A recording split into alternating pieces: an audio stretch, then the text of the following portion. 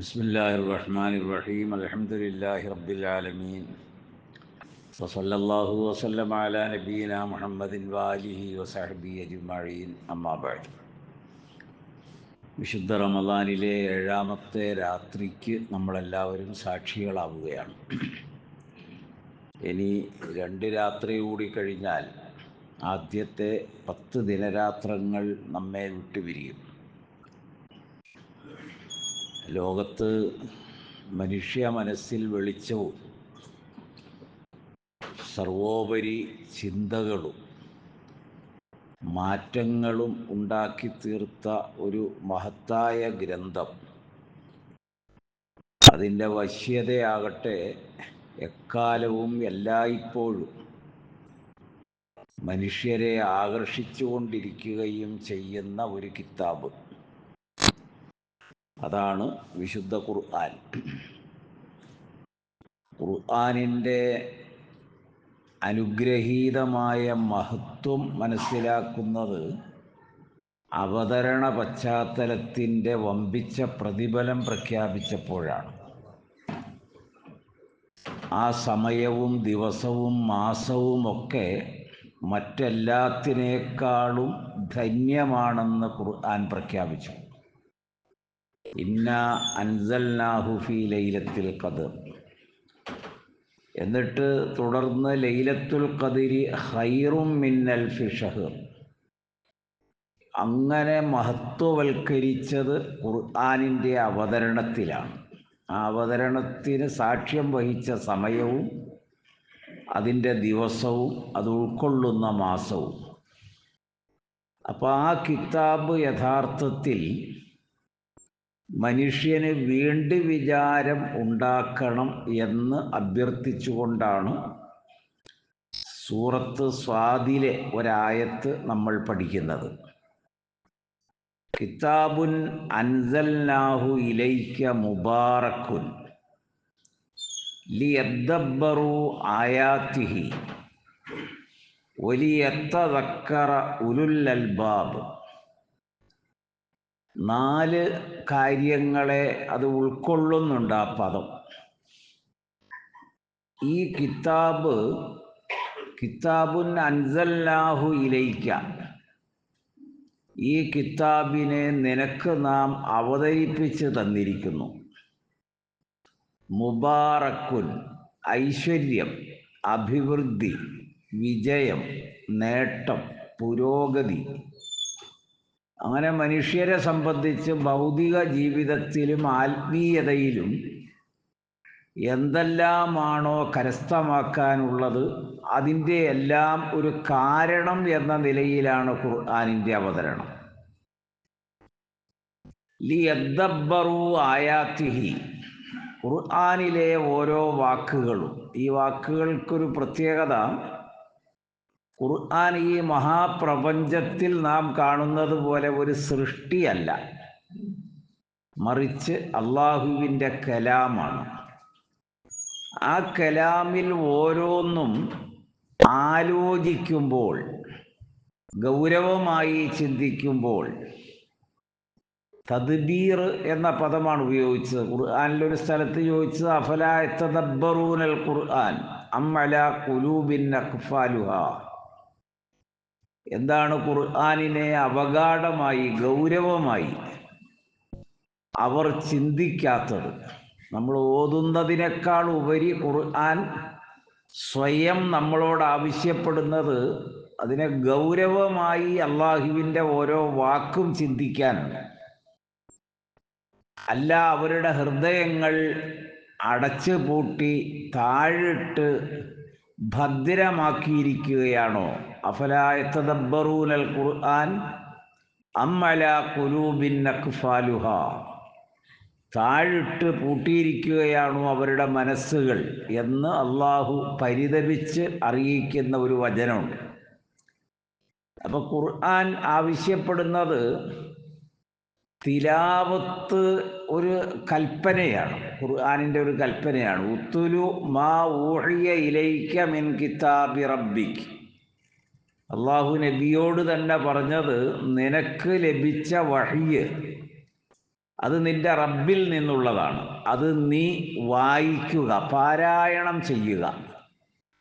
അപ്പൊ തിലാവത്തുൽ ഖുർആൻ എന്ന ഖുർആനിൻ്റെ പാരായണം അള്ളാഹുവിൻ്റെ കൽപ്പനയാണ്. ഒപ്പം ആ ഖുർആനിലെ ഓരോ കലാമുകളും ഗൗരവമായി ചിന്തിക്കേണ്ടതുണ്ട് എന്നാണ് അള്ളാഹു ആവശ്യപ്പെടുന്നത്. അപ്പോൾ ഈ മാസമൊക്കെ നമ്മൾ ഖുർആനിനോട് പ്രതിബദ്ധത പുലർത്തുന്ന ഒരു മാസമാണല്ലോ. ഓരോ നബിമാർക്കും മുഅ്ജിസത്ത് എന്ന വാക്ക് ഉപയോഗിക്കുമ്പോൾ നമ്മുടെയൊക്കെ അഖീദയുടെ കിതാബുകളിൽ ഷറഉൽ അഖായിദ് പോലെ ഉള്ള ഗ്രന്ഥങ്ങളിൽ ഒരു സമഗ്രമായി മുഅ്ജിസത്തിന് നൽകപ്പെടുന്ന അർത്ഥമുണ്ട്. അതിൻ്റെ അർത്ഥം എന്താണെന്ന് ചോദിച്ചാൽ, പ്രവാചക നിയോഗം നടക്കുമ്പോൾ ആ ജനതയ്ക്ക് അതൊന്നും അറിയില്ലല്ലോ. അപ്പോൾ ആഗതനായ വ്യക്തി നബിയല്ല എന്ന് കലവറ കൂടാതെ നിഷേധിക്കുകയാണ്. അങ്ങനെ നിഷേധിക്കുന്ന ജനതയുടെ മുൻപിൽ താൻ അള്ളാഹു നിയോഗിച്ച നബിയാണ് എന്ന് അവരെ ബോധ്യപ്പെടുത്തുന്നതോടൊപ്പം അവരെ വെല്ലുവിളിക്കുകയും ചെയ്യുന്ന പ്രവാചകരിൽ മാത്രം സ്ഥിതി ചെയ്യുന്ന ഒന്നാണ് മുഅ്ജിസത്ത്. ഇതാണ് ഏതാണ്ട് മുഅ്ജിസത്തിനെ കുറിച്ച് നൽകിയ നിർവചനം പൂർവികരായ ഇമാമുകളൊക്കെ. അപ്പം അങ്ങനെ ഉള്ള മുഅ്ജിസത്തുകളെല്ലാം നബിമാരുടെ ജീവിതകാലത്ത് ആവശ്യമാണ്. ഖുർആനെ നമ്മളൊന്ന് ഗൗരവമായി ചിന്തിക്കുമ്പോൾ മറ്റെല്ലാ നബിമാരുടെ മുഅ്ജിസത്തും നിഷ്പ്രഭമായി പോയി അവരുടെ വഫാത്തോടെ. അതിപ്പോൾ അവശേഷിക്കുന്നില്ലല്ലോ. ഉദാഹരണം പറഞ്ഞാൽ മൂസ അലൈഹിസ്സലാം, അദ്ദേഹം ഇട്ടാൽ മാത്രമേ ആ വടി പാമ്പാകാറുള്ളൂ. അദ്ദേഹത്തിൻ്റെ കാലശേഷം എന്തോരം ഇട്ടാലും അതിനൊരു രൂപമാറ്റം വരില്ല. തോന്നിപ്പിക്കലല്ല എന്ന് ഖുർആൻ പറയുകയുണ്ടായി. മനുഷ്യർ കാണിക്കുന്നത് തോന്നിപ്പിക്കലാണെന്നും ഒരു നബിയിൽ നിന്ന് വെളിവായത് ഹഖീഖത്ത് സത്യമാണെന്നും ഖുർആൻ വെളിപ്പെടുത്തി. ഞാൻ ആ വിഷയം വിവരിക്കുകയല്ല. ഈസ ബിനു മറിയം അലൈഹിസ്സലാമിൻ്റെ മുൻപിൽ അന്ധര്, അതുപോലെ കുഷ്ഠരോഗികൾ, വെള്ളപ്പാണ്ടുള്ളവർ, അവരെയൊക്കെ അദ്ദേഹം കൈകൊണ്ട് തലോടുമ്പോൾ തന്നെ ആ രോഗം സുഖമാകുകയാണ്. അദ്ദേഹത്തിൻ്റെ അഭാവത്തിൽ ആ മുഅ്ജിസത്ത് ഇന്ന് ലോകത്തില്ല. അദ്ദേഹത്തെ നിഷേധിച്ച ജനതയുടെ മുൻപിൽ താൻ നബിയാണെന്ന് സ്ഥാപിക്കാൻ അള്ളാഹു കൊടുത്ത മുഅ്ജിസത്താണത്. സ്വാലിഹ് അലൈഹിസ്സലാമിൻ്റെ ഒരു മുഅ്ജിസത്ത് ഒട്ടകമായിരുന്നു. അങ്ങനെ ഫഅഖറൂഹ എന്ന ഖുർആൻ ഉപയോഗിച്ചല്ലോ സൂറത്തു ഷംസിൽ. അപ്പം അവരതിനെ കൊന്നുകളഞ്ഞപ്പോഴാണ് അവർക്ക് വാഗ്ദത്തം ചെയ്ത മഹാശിക്ഷ അവതരിച്ചത് എന്നും ഖുർആൻ പറയുന്നുണ്ട്. ഇപ്പം ആ മുഅ്ജിസത്തും ഇല്ല.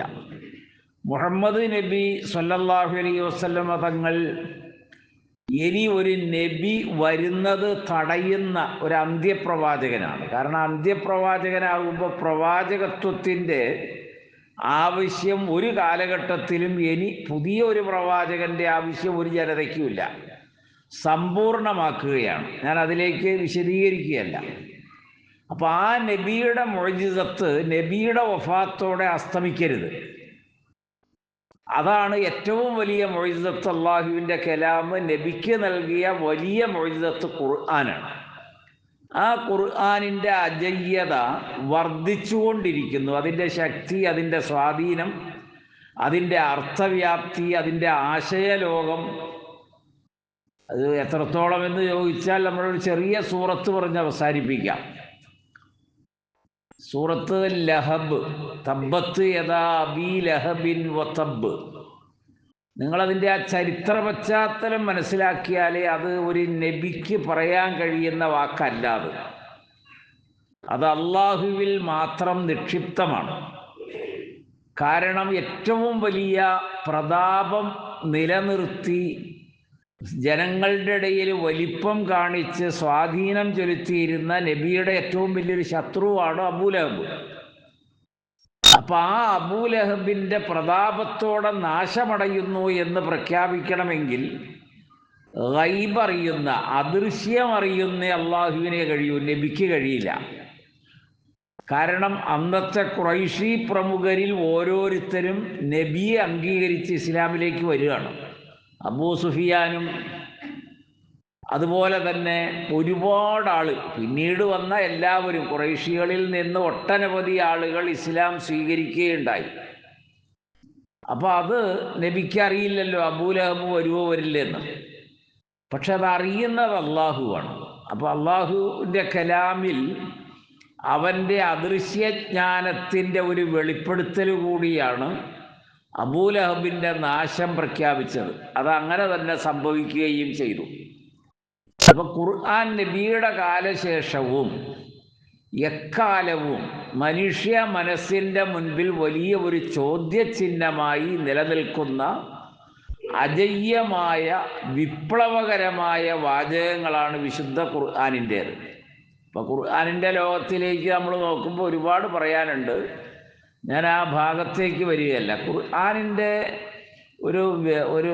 അതിൻ്റെ ഒരു പ്രസ്താവന നമുക്ക് ആലോചനയിൽ കൊണ്ടുവരാൻ കഴിയും. അതാണ് ഖുർആൻ പിന്നീട് പറഞ്ഞ വാക്ക്, വലിയത്തദക്കറ, അവർ വീണ്ടും വീണ്ടും ആലോചിക്കാൻ വേണ്ടിയാണ്. ആര്? ഉലുൽ അൽബാബ്, ബുദ്ധിയുള്ള ആളുകൾ, അകക്കാമ്പുള്ളവർ, സ്വന്തമായി തലച്ചോറുള്ളവർ. അവരിങ്ങനെ ആലോചിച്ചാൽ വിസ്മയ ലോകത്തേക്ക് അവരെത്തും. എന്ന് പറഞ്ഞാൽ ഖുർആനിൻ്റെ വലിപ്പം അത്രയും വലുതാണ്. നിങ്ങൾ ആ അർത്ഥത്തിൽ ഒരുപാട് ഇങ്ങനെ ഓതിപ്പോകലല്ല. ഒരു വാക്കാണെങ്കിൽ പോലും ആ വാക്ക് നിങ്ങൾക്ക് ആലോചനാ വിധേയമാക്കിയാൽ കടന്നു പോകുന്ന വഴികളിലെ മുഴുവൻ ചരിത്രവും, ഭൂഖണ്ഡങ്ങൾ, ജനങ്ങൾ, ജനപദങ്ങൾ, സമുദായങ്ങൾ, അങ്ങനെ തുടങ്ങി എത്രയോ ചരിത്രങ്ങളിലൂടെ നമുക്ക് സഞ്ചരിക്കാൻ കഴിയും. അത് മണിക്കൂറുകൾ ഉണ്ടെങ്കിലേ ഈ വിഷയം പറഞ്ഞു തീരൂ. അതുകൊണ്ട് ഖുർആനിൻ്റെ ഈ മാസത്തെ അതിൻ്റെ അർത്ഥത്തിലും ആശയത്തിലും ഉൾക്കൊള്ളാൻ ശ്രമിക്കുക. അള്ളാഹു നാം ഓരോരുത്തരെയും അനുഗ്രഹിക്കുമാറാകട്ടെ. ഖിയാമത്ത് നാളിൽ ഖുർആനും അതേ നിലയിൽ തന്നെ റമളാനും, നോമ്പ് വിശ്വാസികൾക്ക് ഷഫാഅത്തായി വരുന്ന ഒരു ദിവസമാണ്. അള്ളാഹു നമ്മെ അതിൽ ഉൾപ്പെടുത്തി തരുമാറാകട്ടെ. റബ്ബനാ ആതിനാ ഫിദ്ദുനിയാ ഹസന വഫിൽ ആഖിറതി ഹസനത്തൻ വഖിനാ അദാബന്നാർ. അഷ്ഹദു അൻ ലാ ഇലാഹ ഇല്ലല്ലാഹ് അസ്തഗ്ഫിറുല്ലാഹ് അസ്അലുക്കൽ ജന്ന വഅഊദു ബിക മിനന്നാർ. നജ്ജിനാ മിമ്മാ നഖാഫു വനഹ്ദർ റബ്ബിർഹംഹുമാ കമാ റബ്ബയാനി സ്വഗീറ. സ്വല്ലല്ലാഹു വസല്ലമ അലാ നബിയിനാ മുഹമ്മദിൻ വആലിഹി വസഹ്ബിഹി അജ്മഈൻ വൽഹംദുലില്ലാഹി റബ്ബിൽ ആലമീൻ.